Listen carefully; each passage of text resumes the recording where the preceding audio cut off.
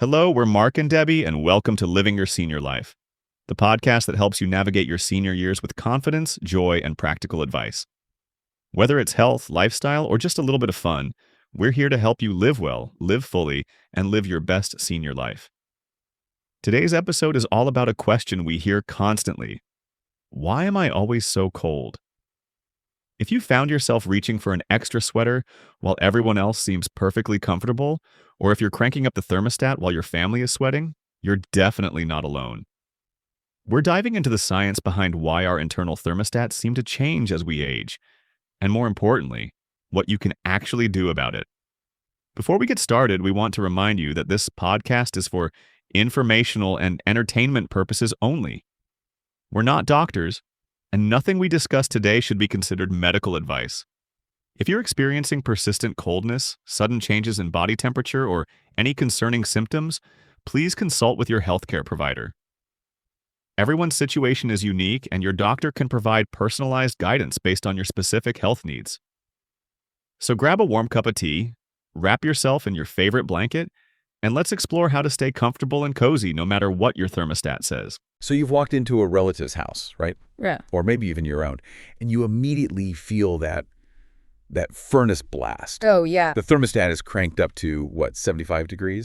Maybe higher? And, it's one of those common things we see with aging, this tendency to feel cold all the time. Yeah. But it's not just about liking it warmer. Exactly. This is a topic we really need to get into because being chronically cold, it's a pretty critical health and safety issue. Right. The sources we looked at are clear. Persistently feeling cold, it increases the risk of serious problems.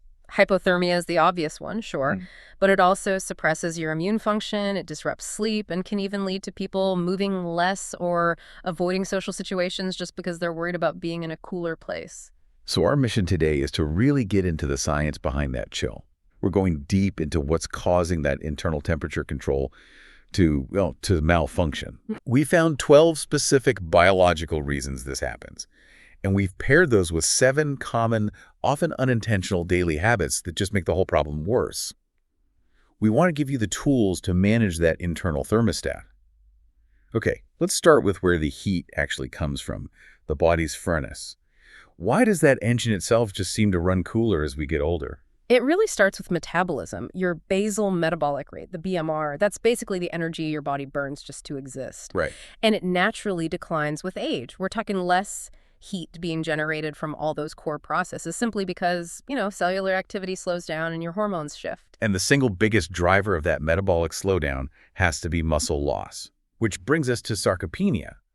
Muscles aren't just for moving you around, they are little heat factories. They absolutely are. Sarcopenia, which is just that age-related loss of muscle, it means you're losing a huge source of what we call basal thermogenesis. Heat that's generated even when you're just sitting there. Exactly. And this creates a really troubling cycle. The loss of muscle makes you feel colder. Which makes you not want to move. Which then makes you lose even more muscle. To break that cycle, you have to make preserving muscle a priority. And that brings up a really key point from the sources. The amount of protein needed seems high. About 1.0 to 1.2 grams per kilogram of body weight a day, just for maintenance. Yeah. So how can older adults practically manage that much protein without feeling, totally overwhelmed? It has to be intentional. So instead of trying to cram it all into dinner, the key is distribution. Okay. That's where the advice to eat smaller, more frequent meals comes in. If you get some protein in 4 or 5 smaller meals, you keep that metabolic fire going all day long because just digesting protein takes more energy and makes more heat than processing fats or carbs. You have to pair it with exercise. You have to. Simple resistance stuff, even gentle chair squats or wall push-ups, 2 to 3 times a week, gives that protein somewhere to go. Okay, so we've established we're generating less heat inside the body. Now, what about keeping that heat in? Now we're talking about insulation. And the body's natural insulation just diminishes. As we age, the skin can thin by up to 20%. Wow. But the really critical layer is the subcutaneous fat. That's the insulation right under the surface. It thins out dramatically, so you have less protection against drafts. You basically lose your built-in puffer jacket. And since we can't just rebuild that internal jacket, we have to compensate on the outside. Precisely. This is why layering is so vital. But we also need to address the skin itself. Daily moisturizing helps the skin barrier, which reduces heat loss. And then you add external insulation, thermal curtains, rugs on cold floors, soft layered clothing inside. You're building a little microclimate of warmth around yourself. Okay, so if we're generating less heat, how efficiently is that reduced heat getting from your core to the rest of the body? I mean, circulation is kind of the body's plumbing and heating system, right? It is. It pumps warmth out to the furthest points. And that system often slows down. We call it decreased blood circulation. Things like arterial stiffness or some plaque buildup can restrict the flow of warm blood. That means your hands and feet, the extremities, are usually the first places to feel that chill. It's like the warm water isn't quite making it to the radiators at the far end of the house. I see that all the time. People complaining their hands and feet are just perpetually icy, even when they're under a blanket. That's a huge sign, but you need to watch for the more serious ones too. Things like numbness, tingling, skin discoloration, or maybe wounds on the legs or feet that just aren't healing. That's a doctor's visit. Absolutely, that must prompt a doctor's visit. For general improvement, simple movement helps. Walking or even just doing ankle pumps while you're sitting can improve flow. Compression socks can help too, but you should always talk to a doctor before you start using them, especially if circulation is a known issue. So moving on from the delivery system, let's talk about the fuel it carries. We don't often think about anemia making you feel cold. Yeah, it's a big one. Anemia is a lack of healthy red blood cells, and it makes you cold because those cells carry oxygen. Okay. Oxygen is the key ingredient for producing cellular energy, and that energy creates heat. So when oxygen delivery is low, the body does something smart. It goes into a kind of survival mode. What does that look like? It redirects the limited warm blood and oxygen away from your hands and feet and sends it to your vital organs instead.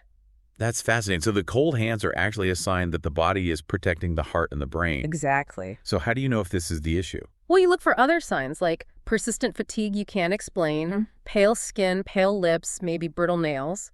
If you suspect it, you need to ask your doctor for specific blood tests, a CBC, iron studies, and checking B12 and folate levels. And for diet? Focus on iron-rich foods, but, and this is critical, pair them with vitamin C. Vitamin C is like an absorption booster for iron. And is there anything to avoid? Yes, the sources warn about this. Don't have known iron blockers like coffee or tea at the exact same time as your iron-rich meal. It can really block your body's ability to absorb that iron. Okay, here's where we get into the control systems. Because sometimes the core regulator is it's faulty. And that makes you cold no matter what you do. Let's start with the thyroid. The thyroid is the body's central thermostat. And when you have hypothyroidism, which is low thyroid function, your T3 and P4 hormones are insufficient. And those hormones control your metabolic speed. Exactly. So it's like someone turned the main metabolic dimmer switch down to the absolute lowest setting. It just drastically slows down how fast you make heat and how fast your blood circulates. And because the thyroid regulates so much, the symptoms must go way beyond just feeling cold. Oh, absolutely. Beyond the chronic cold, it can show up as unexplained weight gain, constant fatigue, really dry skin, constipation, and what a lot of people just call brain fog. So what's the action there? Get a TSH test from your doctor.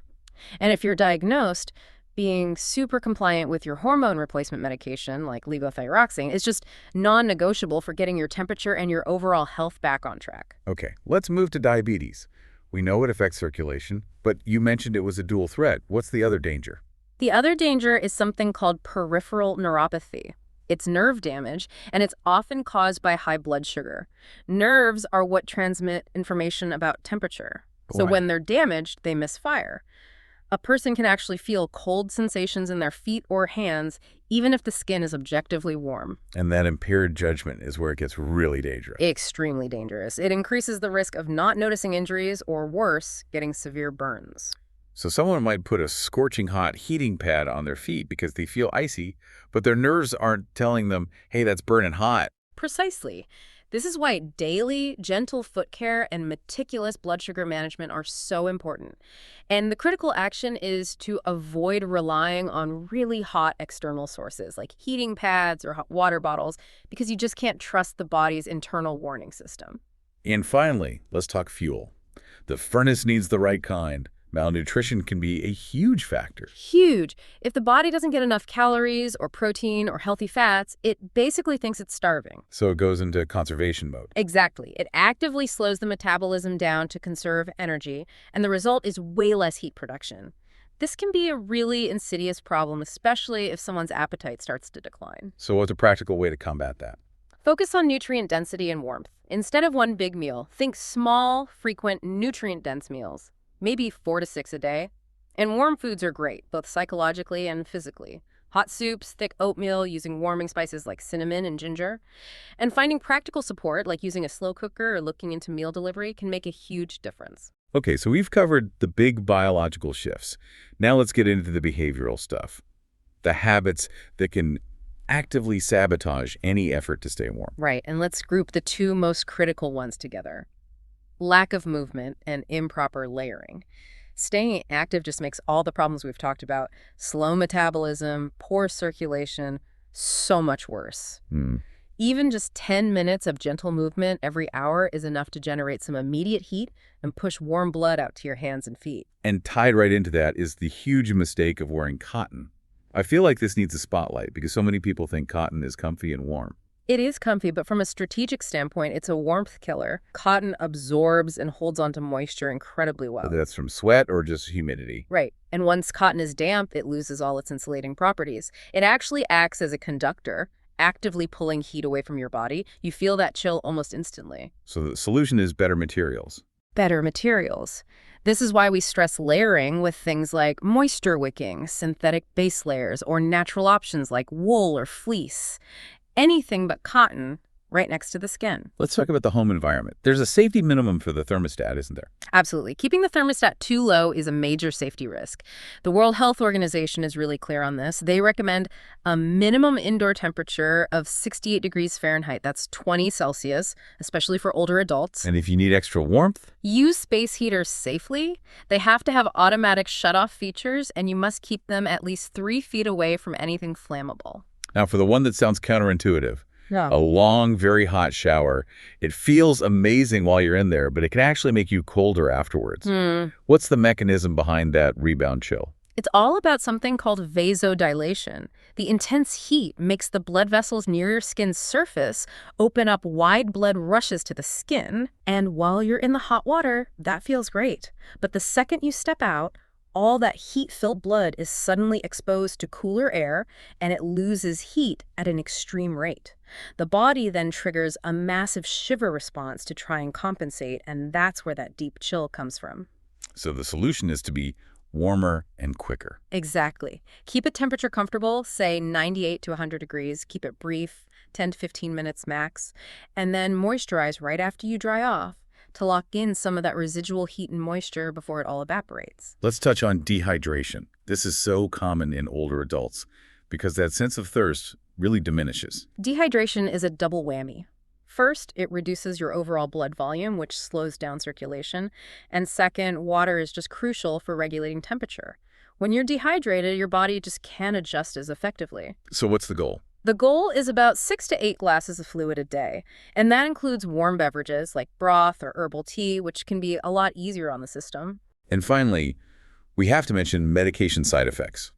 Sometimes the things we take for our health can inadvertently make the cold worse. Yes, certain common medications, things like beta blockers or some diuretics, can impair circulation or increase dehydration, which just exacerbates that cold feeling. And the warning here is huge. The warning is crucial. Never, ever stop or change a medication without talking to your doctor.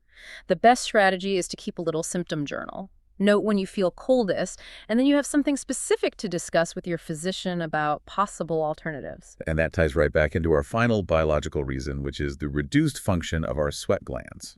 Right. We think of sweat glands for cooling down, but they're part of the whole integrated temperature control system. With fewer of them working properly, the body is just. It's slower and less precise at adjusting to any temperature change. It takes longer to warm up, and it also takes longer to cool down. So you have to be more proactive. Exactly. That lack of efficient automatic adjustment is why you have to actively manage your layers, your hydration, and avoid those sudden big swings in temperature. So as we wrap up, it's important to know the difference between manage discomfort, and a real medical emergency. Okay. You should seek immediate help if body temperature drops below 95 degrees Fahrenheit, or if you see signs of hypothermia, like serious confusion, slurred speech, or very shallow breathing. And for the chronic stuff, like if cold sensitivity suddenly gets worse, or it comes with fatigue or weight changes. That's when you schedule a doctor's visit to look into those underlying reasons we talked about, like your thyroid or anemia. And the progress can be really significant. We read about Margaret, who was miserable at 75 degrees, but got comfortable at 70 just by adding more protein and doing chair exercises. Or James, whose cold feet got so much better after a simple change to one of his blood pressure medications. The key is not to get overwhelmed. Yes, avoid that analysis paralysis. Don't try to fix all 12 reasons and 7 habits at once. Start small. Start today. Maybe set the thermostat to that 68-degree minimum. Drink a warm, hydrating beverage. And just move gently for 10 minutes. Simple ankle rotations or arm circles. Understanding that feeling cold is this complex mix of biology, health, and lifestyle. It makes it a highly manageable challenge. And since we established that the body's control system gets less efficient at regulating both cold and heat, it raises a really important question for you to think about. How should we adjust our long-term health and safety planning to account for this reduced ability to adapt, especially when we're facing more and more extreme heat events? That is a critical question for everyone to think about as they prepare their homes and their health for the year ahead. Stay warm, stay active, and stay informed. And we'll catch you next time for the next deep dive. Thank you for joining us for today's episode of Living Your Senior Life. We hope you found some practical strategies you can use right away to stay comfortable and warm. Remember, feeling cold doesn't have to be just part of getting older that you have to accept. Whether it's layering strategically, adjusting your nutrition, staying active, or making some simple changes around your home, there are plenty of ways to take control of your comfort. If you want to dive deeper into this topic, head over to livingyourSeniorLife.com, where you'll find the full articles with product recommendations, links, and additional resources. If you enjoyed this episode, be sure to follow the podcast so you don't miss upcoming episodes. And if you have a friend or family member who might benefit from these tips, please share this podcast with them. And as always, until next time, take care of yourself and live your best senior life.